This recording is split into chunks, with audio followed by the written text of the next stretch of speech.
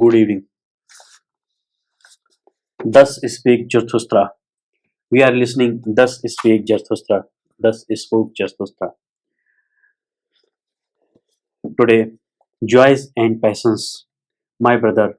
When thou have a virtue, and it is thine own virtue, thou hast it in common with no one. To be sure, thou wouldst call it by name and cares it. Thou wouldst pull its ears and amuse thyself with it.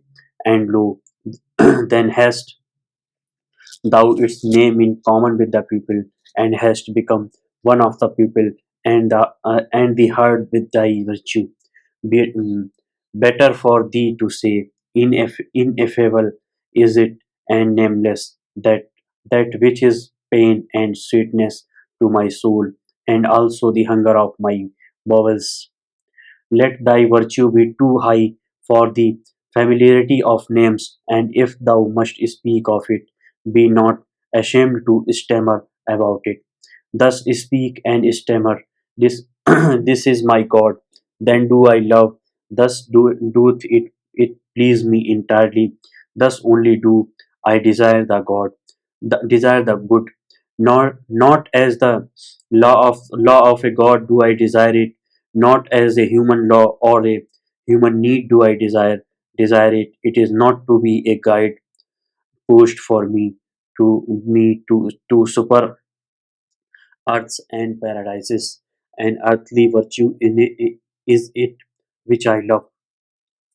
Little prudence is there, and the least everyday wisdom. But that word build its nest beside me. Therefore I love and cherish it. Now stirreth it beside me on its golden eggs. Thus shouldest thou stammer and praise thy virtue.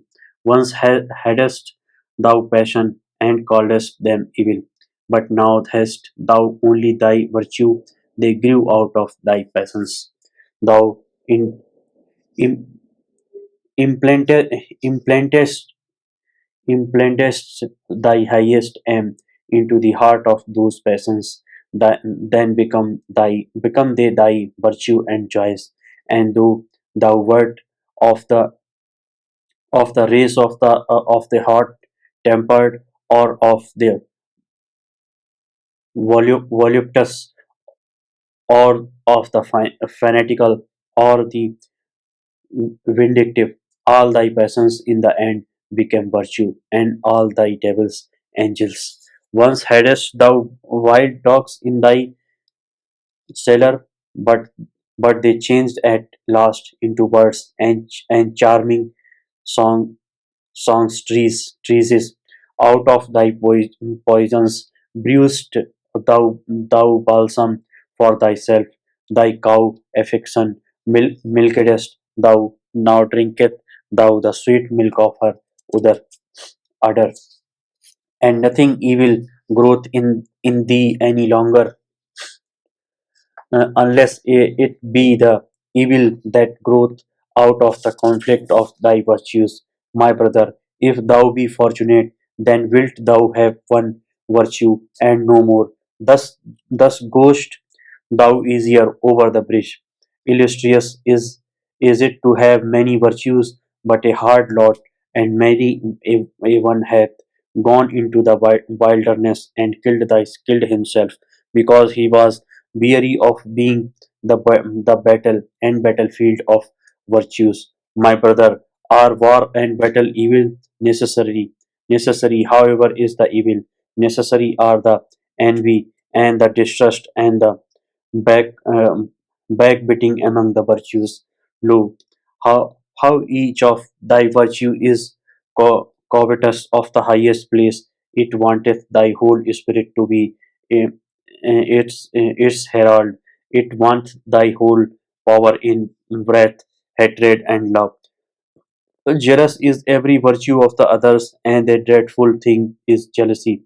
Even virtues may succumb by jealousy.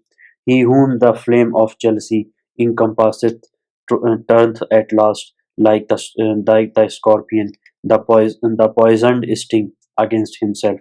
Ah, my brother, hast thou never seen a virtue backbite and stab itself?